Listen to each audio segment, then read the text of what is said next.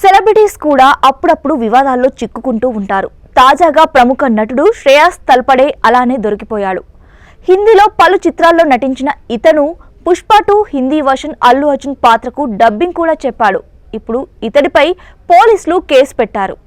ఉత్తరప్రదేశ్ మహోబా జిల్లాలో chit fund పేరుతో కోట్లాది రూపాయలు మోసం చేసిన కేసులో నటుడు శ్రేయాస్ తల్పడేతో పాటు మరో 14 మందిపై కేసు పెట్టారు.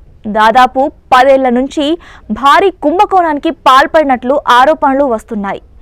Urban multi state credit and thrift co operative society limited కంపెనీతో శ్రేయాస్ కి సంబంధం ఉందని అంటున్నారు. పలువురు గ్రామస్తుల దగ్గర అధిక వడ్డీ ఆశ చూపించి కోట్లాది రూపాయల్ని ఈ కంపెనీ వసూలు చేసిందని, రూపాయి పెడితే 2 రూపాయలు ఇస్తామని చెప్పి ఈ మోసానికి పాల్పడ్డారట. ఇప్పటికే ఏజెంట్లతో పాటు సదరు కంపెనీ బోర్డు తిప్పేసినట్లు తెలుస్తోంది. ఇదే కాదు, గత నెలలోనూ శ్రేయాస్పై ఇలాంటి కేసు నమోదైంది. దాదాపు 9 కోట్లని పెట్టుబడిదారుల దగ్గర నుంచి తీసుకుని తిరిగి ఇవ్వలేదని గోమతి నగర్ పోలీస్ స్టేషన్లో ఎఫ్ఐఆర్ నమోదైంది.